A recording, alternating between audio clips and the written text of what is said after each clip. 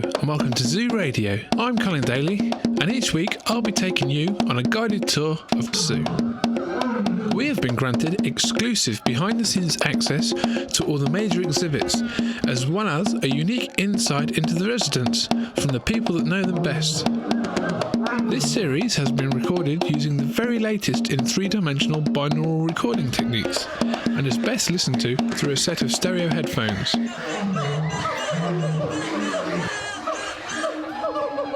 Coming up on today's programme, I'll be getting up close and personal with the chimps and staying a distant stranger from the lions. I'll also be stalking the lesser spotted film star. Hello, I'm Stephanie Powers. Join me later in the programme. But before all that, it's time for a quick history lesson. The zoo story began in 1949 when pet shop owner Miss Molly Badham went to buy a woolly monkey named Sambo from a rival pet shop owned by a Miss Natalie Evans. Molly eventually acquired Sambo for £35 and also a long-lasting partnership with Natalie. The pair moved and opened the Hints Zoological Gardens. In the summer of 1962, the collection moved to Norton Grange, Twycross.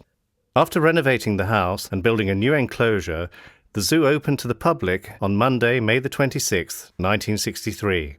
Soon after, the two ladies were approached by Brooke Bond to take chimps to Olympia in London to promote PG Tips.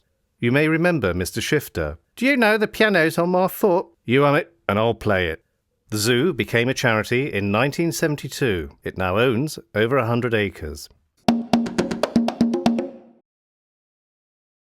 My name's Rachel Sellers. I'm a chimpanzee keeper here and I've worked here for 4.5 years. Okay, could you talk me through a typical day's work? We get here about 7:45 in the morning and I start by checking all the chimps, make sure they're all right, get the breakfast ready and the drinks. They have a cup of tea in the morning. And then we get them all up and they go and eat their breakfast and have the drink and then we start cleaning them out. After a morning break, we then prepare their evening meals.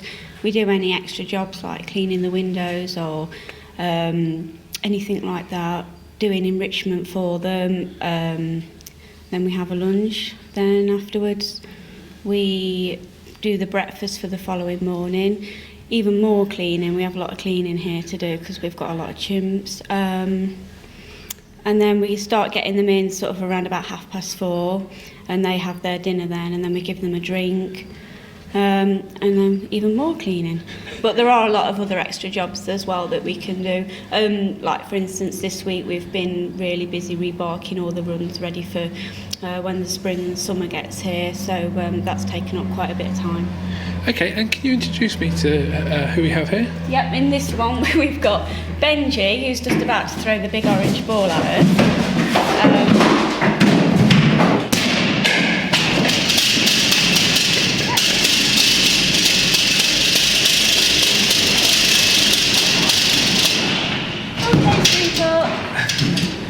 As you can see, that they are quite noisy sometimes. This is a normal reaction to new people. Okay. He's just displaying, it's because he doesn't know you and he's not seen you before. The males are much more aggressive and vocal than the females, but the females will also display. This one's Rosie, she's one of our older ones, she's 30. And then the other one in this enclosure is Eve when she's run outside because she was scared.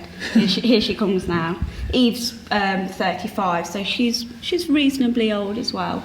Benji's only 24. He's still quite young. What kind of age do they live to then?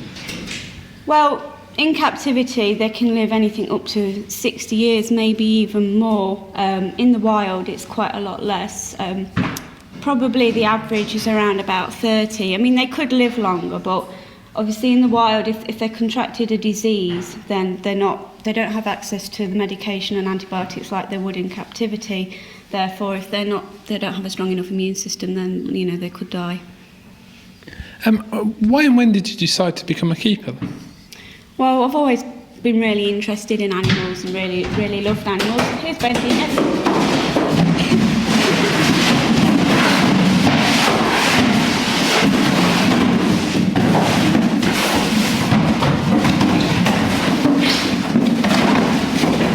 Okay.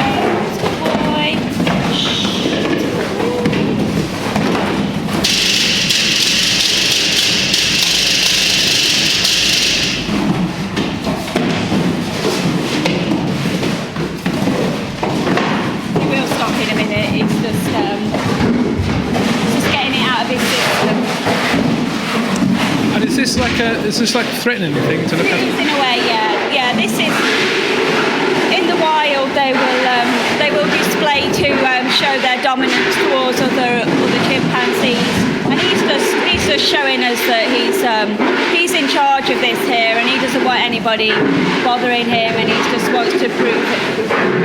Hopefully, he won't pick that poo up in a minute and throw it at us. I'm staying well back. There's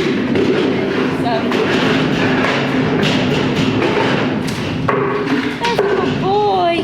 Benji does quite like a lot of attention. When he doesn't, like a lot of them do, when they don't get attention, they do something like this to make sure that you have no choice but to listen to them.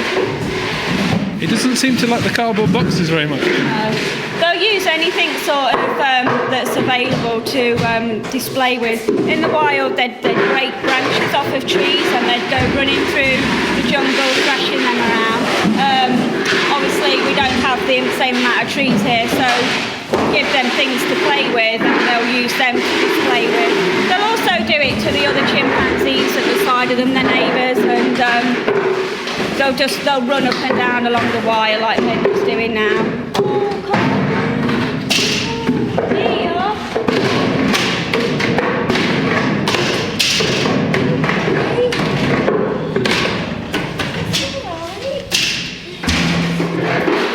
Just go back a little bit. Calm down. What it might be. Benji is very keen on women, particularly sort of likes blonde hair. He likes quite attractive women. So when there are women around, he does tend to. I'd just like to point out that was the monkey. Yeah, he might be doing it to get the female's attention. He doesn't ever bother with me. I'm obviously not his type, but.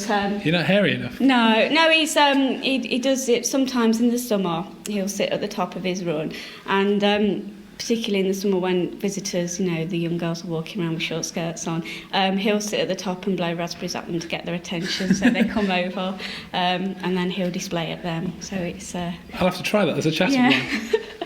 But he's. I think that's what he'll be. He'll be trying to get the female's attention. He's not interested in the female chimps as much as he is in the humans. And where did these originate from?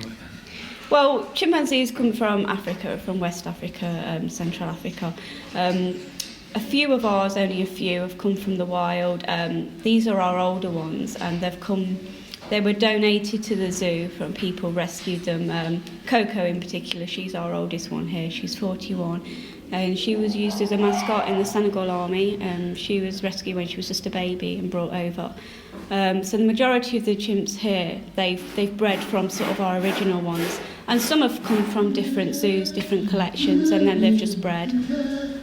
And how would you describe their personalities? Are they all very different? They're all entirely different, yeah. They're just like people. They're all, some are very outgoing, they're loud, and others they're quite quiet and reserved, they keep themselves to themselves. Others they're funny, they like playing, and others they're just, they're not really interested in us as much, they're more interested in their own. Now Rosie's getting a bit upset because Benji's quite upset. It's all right, Benji. It's all right. And what do they eat? Preferably not reporters. No, we've never lost one yet, but you never know. They mainly eat fruit and vegetables. That makes up sort of 90% of their diet is mixture of fruit and vegetables. They also have yoghurt. We give them yoghurt once a week, eggs. Occasionally we will give them chicken. I mean, they would hunt small monkeys in the wild. So we do sometimes give them meat, and some of them will eat it and others aren't interested at all. They also have leaves and nuts and seeds and primate pencils, which is like a concentrated food for them. And there's things like the eggs. Are they very important then? Not really. I mean, obviously they contain protein and they like them, and it's just a bit of variety. So it's just something we like to try and give them a really varied diet, because obviously the same thing day in day out, they get bored of it. So we do vary it. They also really like jacket potatoes. Yeah, you do. There you go. I'll get you something in a minute. I think the word jacket potato needs away. I'm the same with cake. Yeah, so are they. They have got a sweet tooth, and not that they get it very often, but as an occasional treat, they'll have a bit of bit of cake or something. And how much would they eat in a day then? We give ours, it's probably equivalent to 3/4 of a 5-litre bucket of fruit and veg. Plus they get sort of a scatter feed twice a day of nuts and seeds put out in the outside enclosure. This is not so much to fill them up, but to give them something to do to occupy the time. And do you ever have to do any kind of special dentistry care on them? Or? Well, some of them do have problems with the teeth. I mean, occasionally they'll break a tooth, and then they would need treatment. We are actually having a specialist dentist vet come in to look at all different animals within the zoo. So yeah, they would do. I mean, because of the food that they get, they don't have a lot of sweet things. The teeth tend to sort of be okay, but there's always could be problems, and then we'd get a specialist in to see to that. Yeah. And have they bred successfully? They have, yeah. We've got a very successful sort of breeding of chimps at the zoo. We don't, not quite as much now because we have got quite a large number, but we still would breed. The youngest we have at the moment is actually 1 tomorrow, and that was quite a success story because her mother was hand raised by the old directors here. And we were worried that when she had her baby, she wouldn't look after herself, but fortunately she did. So we were really pleased about the fact that she looked after it herself, yeah. So the baby's doing really well. Oh, brilliant. And have you got any amusing stories regarding them?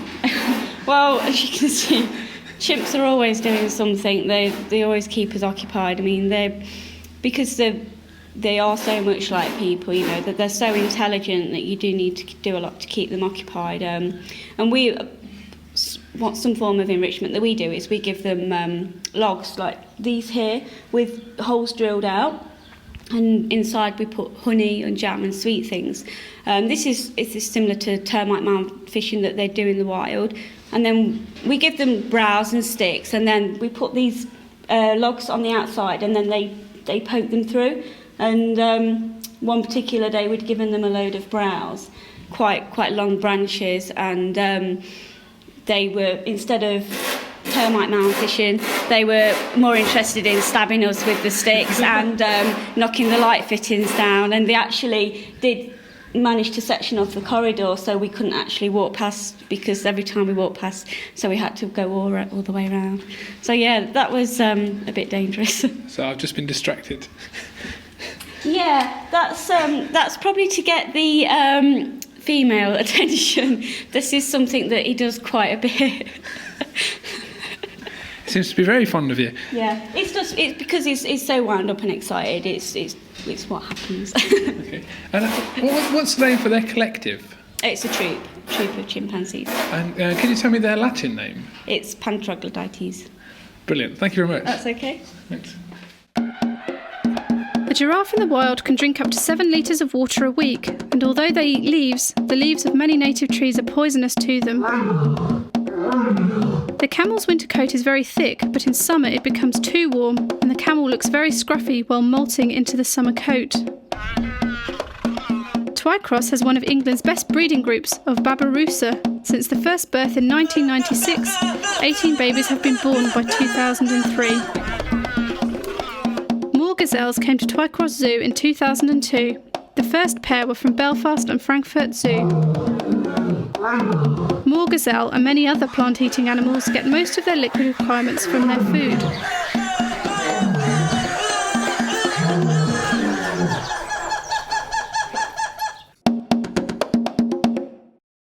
There are a number of rare exhibits here at Twycross. Some you may be familiar with, some you may not. And occasionally, if you know where to look, you may get a glimpse of the lesser spotted film star.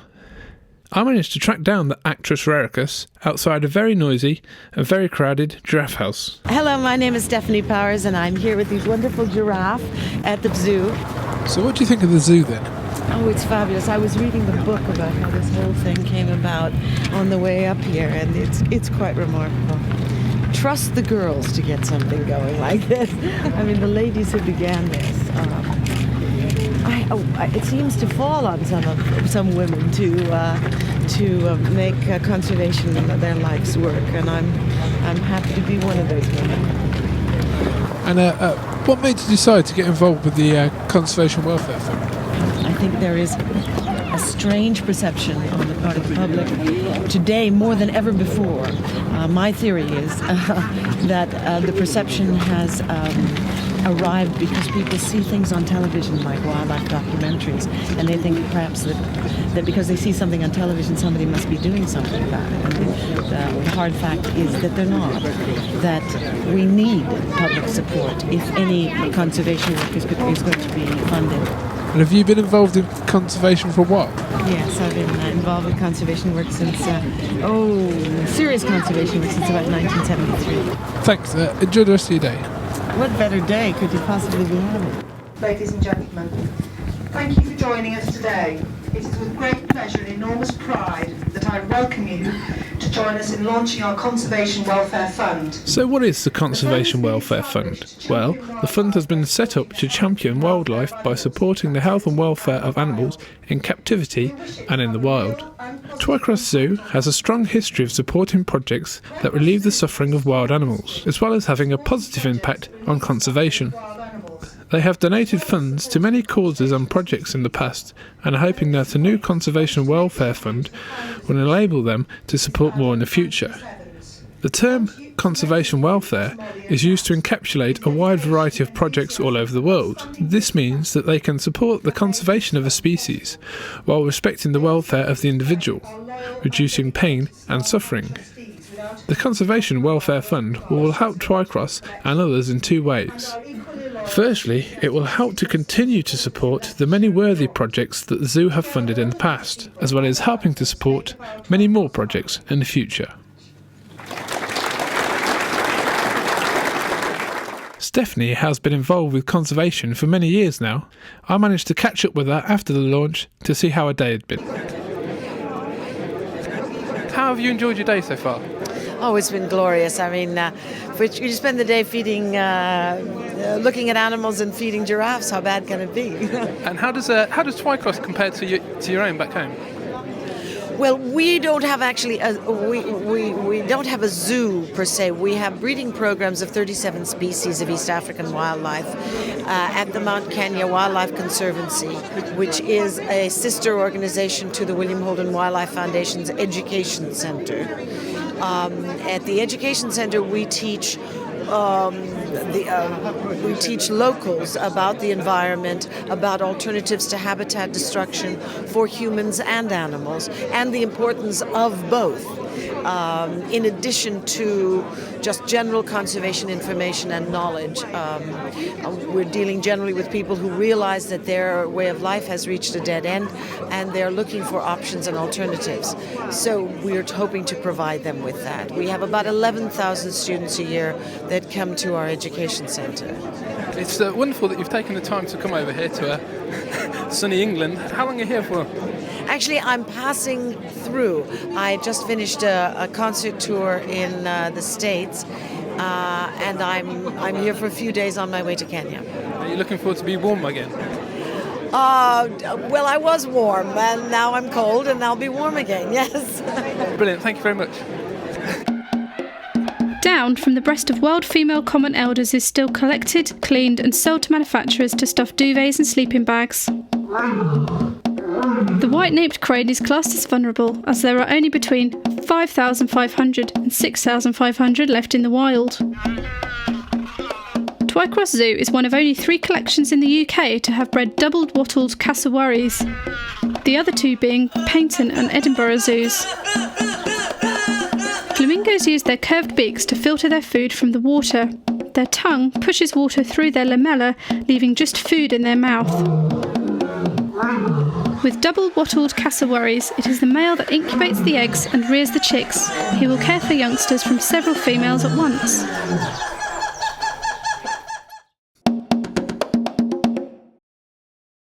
My name's Sarah Roth. I'm senior keeper and I've worked at Twycross for 5 years. Okay, which animals do you look after? I'm carnivore and hoofstock keeper. And who have we got here in front of us? We've got 3 lions, 2 males and 1 female. The adult male, Kamal, then the younger male, Mwamba, and Kari, the female. Okay, and where did these originate from then? They're from the Gir forest in India. but they were bred in captivity. All right, were they bred here or? They were Kamal came in from London. Not sure where Kari came from, and Moamba was bred here. Yeah. Okay, and they're looking kind of relaxed and sleepy and very cuddly at the minute. Is that an accurate description of a lion? Not really, no. How would you describe their overall temperament then? They are quite placid at the minute. Sometimes Kamal being in charge of the group, he can be quite dominating, and like especially at feeding time, we do have to separate them when we're feeding. And what kind of food do you feed them? Just any meat really, horse meat, rabbits, chickens, whatever we've got, whatever's available, beef. Particular favourite is horse. All right, and how much would they eat a day then? They have Kamal, the male, he gets £15, and the female gets 12, and the younger male gets £12 as well. And are they fed every day or? They get fed 6 days a week. They do get a starve day, but the starve day is different every week as well, just to give it a bit more variety. Yeah, and does that kind of represent what would happen in the wild with hunting and things? Yeah, that's correct, yeah.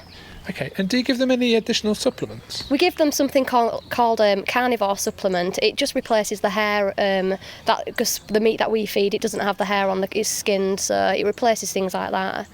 Okay, and is that kind of vital for them, for the diet? Yeah, it is. It's like the calcium supplement and stuff like that in it. Calcium and, yeah, it's for the bones. Oh, brilliant. And have they met in captivity? Do they breed at all? Yes, they breed very well, yeah. Breed like lions? They breed like lions, yeah. They've bred, since I've been here, they have bred twice. The first time she had 1 cub and the second time she had 3. And they've gone to, this is the last one we've got here, Moamba, and the other 3 have gone off to various other places, other zoos. Okay, and what kind of age are these then? Kamal is 10, Kari's 12, and Moamba's 2. And how long would they live for then? It's 18 in the wild and 25 in captivity, up to 25. And will they keep breeding up till 18 years old? Or? Kari, she'd probably have another litter, and then we'd probably she'd be retired then. Okay. And do they act in much of a different way to naturally wild animals? We give them enrichment and stuff like that, so that they do act like, so they have got what they would have in the wild. We try and, we get blood and we bury it, so they have to hunt that way for the food. Sometimes we don't even put the food in there, so it just makes them work harder. Okay. Do they suffer from any natural ailments? No. They're quite self-sufficient. Yeah. Because imagine taking the temperature of a lion could be. I know, yeah. could prove tricky. Yeah, you rarely have problems with these, never. And can you talk me through the security here? Because we're standing outside the enclosure and we've got what must be 12-foot high fences all the way around. Yeah, an overhang. Yeah, just in case they can get out. They could get out of anything really. Everything's secure as well. We've got. We can't open, say if I was cleaning out, we've got electric slides, and if I opened the inside door when an electric slide was open, the door wouldn't open because they're all got extra security on them. Okay, so this is kind of as close as you can get then, even though they know you and you feed them. Yeah, when we clean out, both double the gates are locked as well. Okay, what made you decide to become a lion keeper? I don't know really. After school I decided to go to do animal care at college, and after then you had to do volunteering work at any animal place, and I chose a local zoo, and it was from there that I decided that I did want to work in zoos. But I work with hoof stock as well, you see, so hoof stock's 4 days and the lions are 2 days a week, so I do more really with hoof stock. Okay, and is there many similarities between the two sections or any? Every day is different. Like today, I'm rushed off. I'm late today because I've had to go out and get a browse. I'm not actually on the hoof stock section, but I've gone out and got like loads of trees for the giraffes. And just out of interest, where do you buy giraffe food from? We get it from Countrywide. It's just a local feed merchants, isn't it? Okay. Yeah, and we mix it all together because you get bran, oats, soya, cattle feed, flake maize, and we have to mix it all together. Does that come in by the lorry load then? Yeah, each bag's 25 kilograms, so it's quite heavy. Okay, and when it comes to mucking out the lions, how do you manage that then? Do you have to lock them all in half the? Depending on the weather, if it's a nice day like today, I lock them out on the outside paddock while I cleaned out. If it's a bad day, we've got 3 trapping systems inside, so you just trap them either to the left or to the right and just do it. They are quite easy to move around. Okay, and do they sleep separately or do they sleep together? No, they all sleep together. The only time that they are separate is when we feed, and that's just because if we put 3 lumps of meat in one side and Kamal got there first, the adult male, he would take it all and then they'd be fighting. All right, but they seem quite placid at the moment. Yeah, it's a nice day. They're just chilling out. Do they enjoy the rain at all? Or? No, they stay inside when it rains, and they're quite particular. If there's a puddle outside the door, they'll step over it. They're like little princesses, really. Yeah. I left my radio in there once, and I didn't. Whilst we have to take the buckets down to the kitchen, and when I got there, I remembered. I came back with somebody else's radio, and I was clicking it to find mine, and it was not where I left it. They'd taken it up onto the platform. The aerial was removed, and the aerial seemed to be about 20 times the size as it was in the first place. And it was the cub, Mwamba, because he's really cheeky. He'd taken it up there and tried to destroy it. They were probably trying to pick up Radio Fox. Oh, maybe, yeah. Yeah, there's a great call for it around here. Brilliant, thanks. All right. You've been listening to the Zoo Radio podcast. Please like and subscribe to get the latest episodes.